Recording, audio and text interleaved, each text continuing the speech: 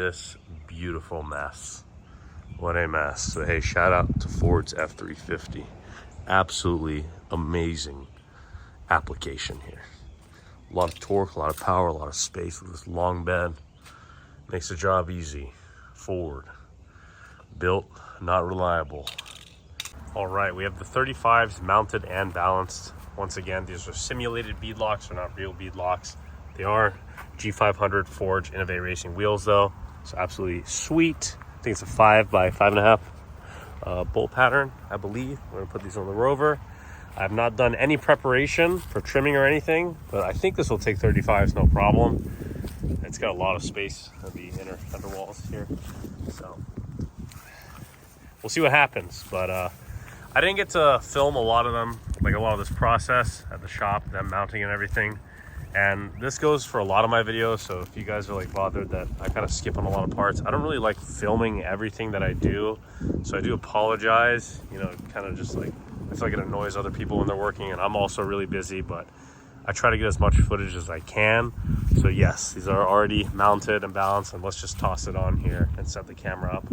All right, let's check out what we're working with. My bootleg jack stands right here.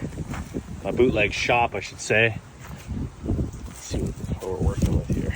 This is gonna be a sweet.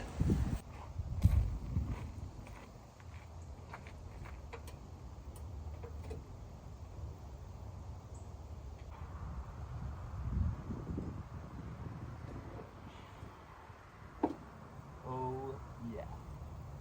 Gotta get in the giving birth stance to get the 35s up. And I got a suppressor right here. No, I'm kidding.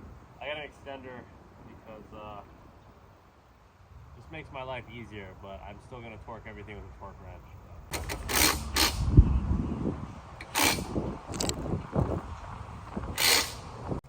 But so far it looks pretty good. We got clearance in the shocks, good offset, negative 12 offset on these wheels.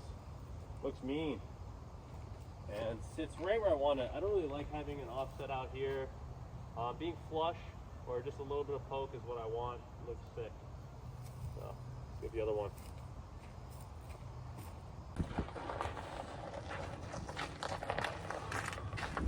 Diff is like, so the diff on here is more on the right side of the rear end, so it makes it kind of a little more difficult to find a good mounting point to jack it up, because I'm just really going on the straightaway of the rear end axle. So it's a little bit of a safety hazard there. Nice. Very nice. Definitely. It's a little tight, nothing crazy. Safely let the rear sit on its own weight. Nice. See right here, probably going to be a concern. Going to need to trim some of this. I don't know how much. I'm not really going to work on cycling this because it's whatever, you know. But definitely going to have to cut some of that away. Thinking about going 40s? No, I'm kidding. It would look sick though. I always go to Iceland, and in Iceland they have these Defenders on like 40s and 45-inch tires for the Glacier Drive tours, whatever they do up there. And it's sick, but obviously those are heavily modified. But the 35s, it looks just right. Let's see what we're working with as far as clearance on the shocks in the front. Perfect. Like I said, negative 12. And gonna have some serious rubbing issues for sure coming in here. But it is what it is, you know. I'm gonna hit all of that, but whatever. It's an old truck, you can take it. Let's go ahead and do the other side. So this is Christian's truck. This truck's here right now, but look at his CVs. Wow, that's a party right there. All right, so we're gonna see if the spare tire and wheel will mount up to this here. This is for an OEM. Actually, I think they modified this to fit a 33-inch tire. Regardless, this is not a way you should mount a spare. This is just temporary because it puts all the weight on the door. We want a tire swing carrier that has all the weight here. We don't want it on the door. So we're gonna see if it fits temporarily, because I don't want to leave my spare just hanging around. It's a two-person job because we got to get it up in the air. Let's see. Moment of truth.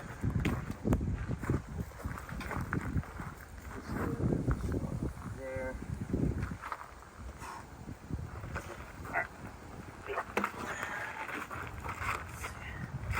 You want to start the top? Right? Like.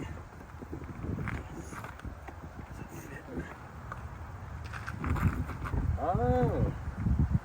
Wow. It somehow fits. This is temporary. I'm actually kind of mind blown right now. Temporary fit right there.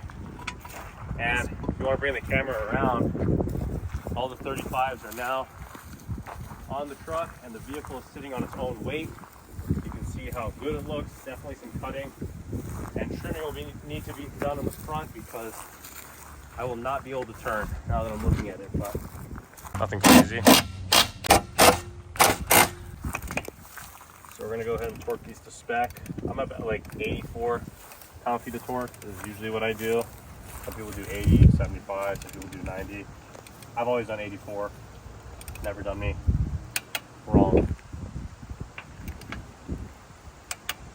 All right, we're gonna check the clearance of the 35s at full turn here. I think we're pretty good, to be honest. The Defenders are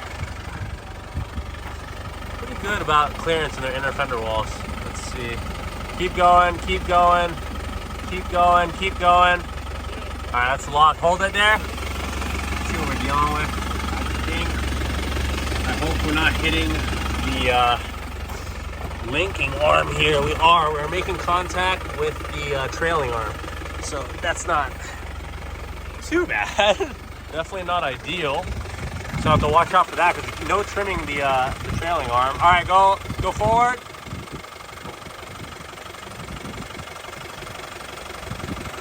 Front, we're good. Just, I guess our steering stop will be the trailing arm. So I'm not relocating that because whatever, you know. It's absolutely whatever. But not bad. Just gonna have to stop right there, I guess. That's our turning radius. Yeah, it definitely rubs the trailing arm pretty bad. You can hear it eating away the inner tire. Yep, there it is. No good. All right, so that's our turning radius. All right, so to sum things up, I gotta figure out a way to stop the steering. It's not a traditional like individual suspension control arm truck. It's got the solid axle in the front. So I gotta figure out a way to stop it from rubbing on those trailing arms right there, because that is a no-go. It's kind of unpredictable. I get used to knowing when to stop, but I want to have that comfort of knowing that I'm not going to be rubbing these giant tires on the trailing arms and ending that and taking away some of the rubber on the tires. But anyways, thanks for tuning in. That's what it looks like. Soon to go off-road, and a lot more projects on this vehicle once the Tacoma's done, because absolute beautiful spec. Want to long travel this, but that's later down the line.